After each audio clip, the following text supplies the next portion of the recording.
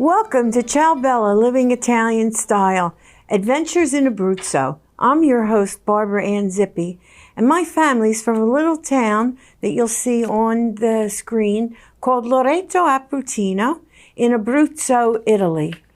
And this little village is on a hill by the seaside of Pescara, similar to what you might see down at the seashore for Cape May and Stone Harbor.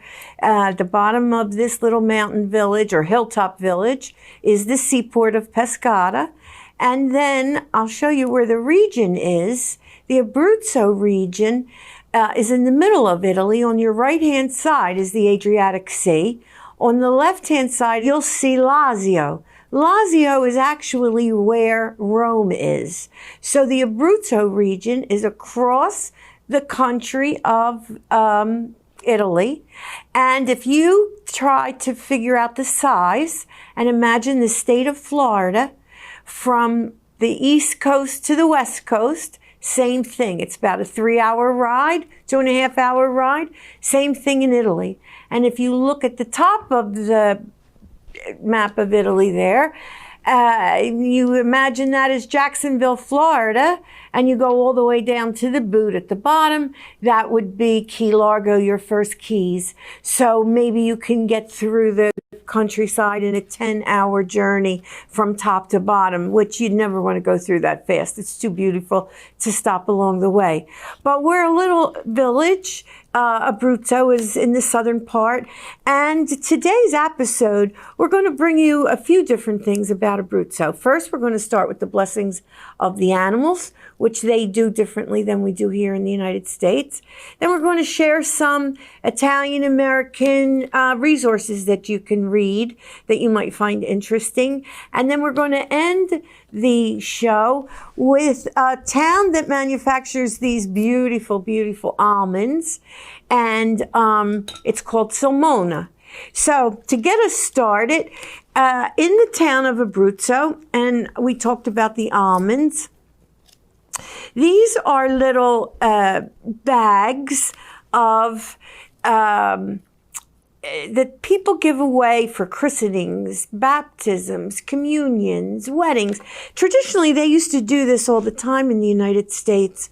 You can see that they would put these little candies in. And that's what we're going to talk about at the end of the show, is the town these little candies come from, and the traditions behind these little bags. So with that, we're going to start looking at the pictures for the blessings of the animals. Now, traditionally in the United States, we do it during the Feast of St. Francis, but in Italy, they do it in January during the Feast of Sant'Antonio, St. Anthony. And I had the pleasure of going to a farm on the hillside of our village where my cousin's daughter takes horseback riding lessons. Now, this is the day of the blessing of the animals, and the ox, if you're following some of our other episodes, this ox only job is to be draped in regalia for the San Sopito festival every February. So he gets treated like a king. He's got his own stable over there. This is one of the owners of the farm and the ranch that's there. And you could see the size of his head. This gentleman is a tall, 6-foot man. This is a big animal. So they also have goats there, which traditional farm goats, chickens, everything. But in the stable here, we had some beautiful goats. Now, here is me walking up to it, and I swear he turned around to look me in the eye in that picture. I wouldn't get any further than that, but he was majestic to see. You'll have to check out our prior episode where we show his parade, him parading around and getting dressed up. This is my cousin Irene taking her shot to get close to the bull. And he's not looking at her. He's looking at the camera, getting his picture taken. And her daughter, Greta, who takes her horseback riding lessons here. Now these are a den of little ponies that they have in the barn, which was cool. And if we go to the next picture, a beautiful white donkey. And they use donkeys for a lot of things today in Italy. And you know, if you go out to Lancaster where they're building beautiful new stables, and Radnor too, you're not going to see those kind of stables here in Italy. But that ox, he just fascinates me. So here's where the horses are kept in that section of, and I was there for cleanup time. It's beautifully run. The family does a nice job. The name of this ranch is called Circola Ipico, and I hope I'm pronouncing it right. This is San Sopito, which is the feast of the ox, and the white ox represented there. It's a tradition, and all the animals flock around them, and this is prominently displayed in the stables. Now, this music that you're about to see and the dancing is a group called Compagnia della Pescara, and they are the regional Abruzzese ladies and gentlemen in traditional garb and costumes playing traditional instruments. And this was celebrating the blessing where all the people took their animals to get blessed by the priest. And then we were served refreshments.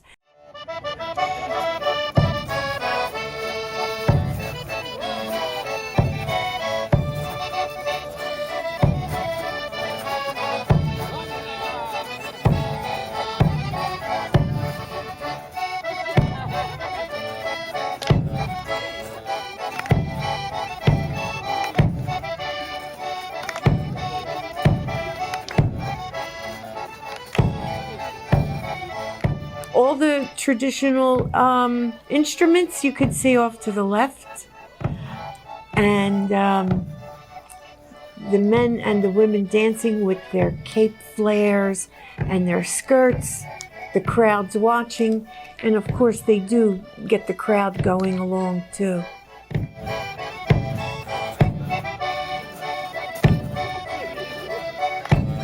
The traditional Italian music, or this is Abruzzese regional music. We're going to also show you a different variety of that music at the end of the show with a different band, so stay tuned. But this one, they do a beautiful job. Look at her hair. Oh, this was just so fun to watch. It was a beautiful day in January, and the weather in the Abruzzo region, I have to say, with all the olive trees and all the vineyards growing grapes, they can't afford a heavy, cold winter. So we don't see too much of them. So when you go to these towns, there's festivals all over Abruzzo, Calabria, Sicily, Venice, all the traditional cities as well. But when you go south, there's always a reason to have a festival.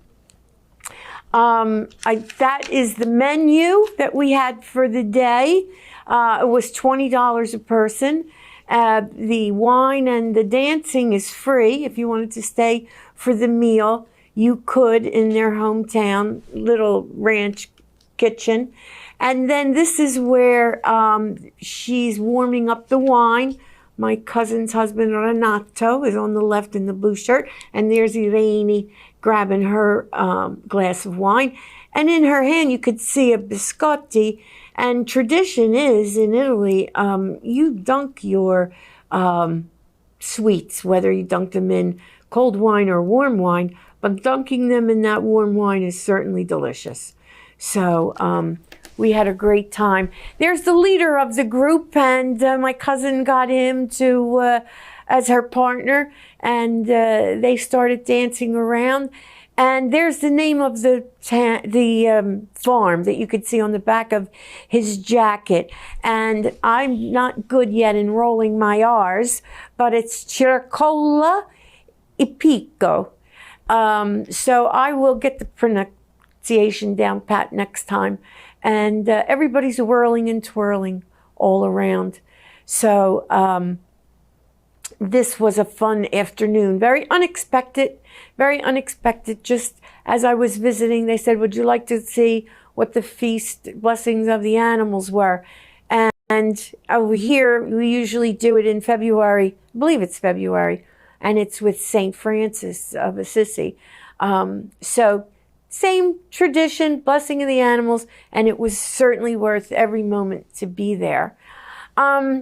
When we talk about taking a little break from music right now, I want to show you some of the magazines that are available to you with and without belonging to some organizations. This is the Ambassador magazine. And if you're a member of the National Italian American Foundation, it's called NIAF. You get this as part of your monthly membership. It's a great 4-color magazine. Every month it's a different theme and chock full of information. Now that's the Washington, D.C. National Italian American Foundation, and they have chapters around. Now this one is from Chicago, and I came across it. I don't know how I came across it, but it's called Fra Noir. Again, my pronunciation, I must do better. And this is an Italian organization located in Chicagoland, and it has a beautiful 4-color magazine as well, and they monthly features. It's amazing the things that you can learn about the Italian American culture from some of the organizations that are out there to belong to. But if you don't want to belong to an association and you want to get news on the Italian American heritage and culture, there's a great magazine. I've been subscribing to it for years, called Primo. Comes out 4 times a year. This was Gina Lollobrigida. Marcello Mastroianni was on the cover of this one. Frankie Valli, we all love Frankie Valli in the Four Seasons. He was on the cover of this one. It's a very nominal subscription price, and you get 4 beautiful issues every year that for a reasonable amount of money. So Primo magazine, I love it, and I actually got subscriptions for my nieces and their family so that they can enjoy them. Speaking of Italian newspapers, we have La Cerba, which I want to bring to your attention again, because you could go on their Facebook to find out the current news in the Abruzzo region. They cover southern Italy. Gianluca, the owner, does a great job with La Cerba, and I look forward to getting it when I'm in the town. I look forward to bringing it home, to sharing it with some of my Italian friends that read Italian, and they want to see what the thing is that's coming up in the region in the news. Then if you know me, you know I'm associated with the Italian American Herald, which is ItalianAmericanHerald.com on the website, monthly newspaper, covering New Jersey, Pennsylvania, and Delaware, but it reaches all over. In a recent issue, we did a feature on a very popular Philadelphia radio host named John DeBella. John DeBella just is retiring after 40 years on the radio in Philadelphia. His father was an identical twin, and John did a story on his Italian root family and the twins that run in their family in one of our issues. This is him getting the Walk of Fame in Philadelphia award, where they put you down on the sidewalk permanently.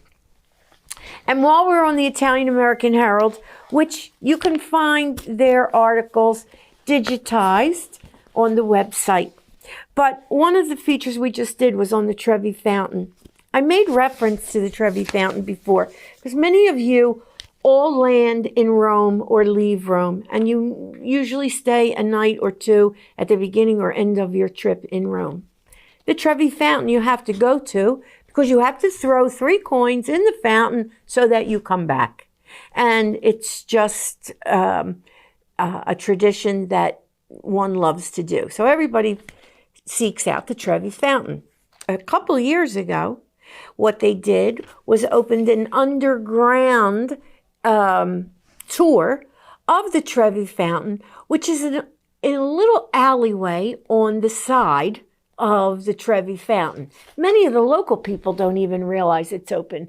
So this was this was a book I picked up, translated into English, about the city of water. And it tells you how they came to excavate the Trevi Fountain. And when you go down below the fountain to see the tour, you also see the stream of water that's developed through the years.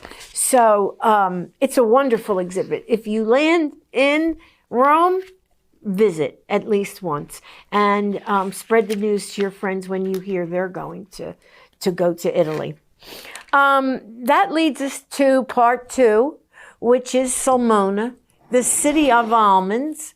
And so this is a famous town. Madonna's family is from Sulmona, and many other people stop there along the way. It's a very popular tourist attraction, a lot bigger than the little village I come from, but each of these villages have their own character. Again, there was a festival this day, and this one were all young children playing music and dressed in pageantry, parading through the streets. They do a second one of these later in the year with adults on horseback, which has to be a fascinating option. This one was just filled with color. You can see all the little stores have these almonds in all different designs all around.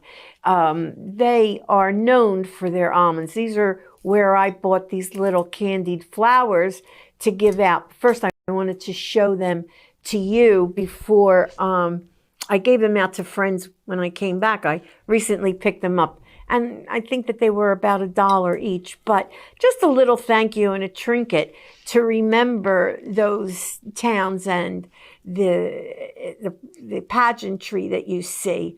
So when we continue, you could see the depths of the street. When you do visit Abruzzo, as in most of Italy, you do have to be prepared to walk. And this town is a level town, which is really nice. Some parts of these towns are very hilly. Now, here's a fountain that was constantly running. It was empty at this point, but filled with people getting their water bottles filled out of it. 99% of the fountains in Italy, you are able to use the water. There is very, very rarely do you ever have to buy a bottle of water in Italy. And it's easier on the environment as well. Now you see the columns. This is across the street from the fountain. Now you'll see those columns. We're going to be looking through those columns into the courtyard in the next couple pictures. That's the one across, that's to show you what's across from the columns. And then here you can see when you walk through those columns, it grades down into a big town square. And that is where they have these competitions on horseback. Back to the Renaissance days, they do the demonstrations in this little town of Sulmona. It's a big village of Sulmona, but you could see the beautiful mountains in the back. Part of the procession, different sections of the town are in different colors.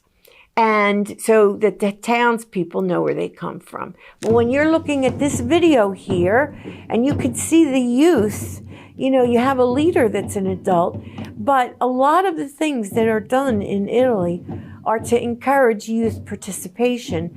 And I hope this is the video of them flying that, tossing that prop up in the air and catching it, because they were very good at doing this. So, oh, there goes one, and another, and the third, and the fourth.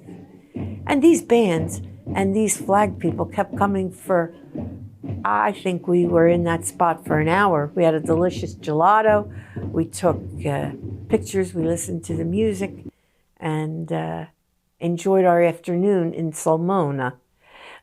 Here you had a drum brigade that came out and marched on the street. And then the young children, from children to late teens, early 20s, they dressed in Renaissance pageantry. Here around the Pennsylvania area, we have Renaissance fairs that are very popular in the summertime. And here's the children participating too. But here the Renaissance is real. These towns were built, were living, and oh, she just was smirking for her picture to be taken. These towns are real and were real in the Renaissance eras, and they keep the tradition alive. The costumes there, you could see the different age range of the girls that are dressed, but also notice the streets. Blacktop is not something that you see in the towns of Abruzzo. Of course, you see it on the highways and on the roads, but in the towns themselves, most of the time, this is what you're going to be walking on. So yes, you do need comfortable shoes. And here again, and they're lined up, very precise. They have different adults that walk along with the different sections. I know we have our Mummers Parade in Philadelphia, and we have many, many parades in Philadelphia. But they always have an excuse in some village somewhere in that Abruzzo region. Somebody's having a festival, and there's going to be some type of music and a parade involved. So that brings us to the ending portion of our program, but not yet quite, because I just want to show you the insides of these bags that I told you people use for birthdays, christenings, weddings, graduations, baptisms. And these bags were filled when I bought them with a prop, you know. However, they traditionally, now this is my niece, my cousin's daughter, hers was given out for her confirmation in this new type of a container. Not that I can take them out on TV fast enough, but this is what you would typically see in the bags. And then you would fold them up, decorate them with bows, and then put them at the place settings or give them out as favors at the end of your party. So we used to do that more here in the United States, but they've gotten away from that traditionally.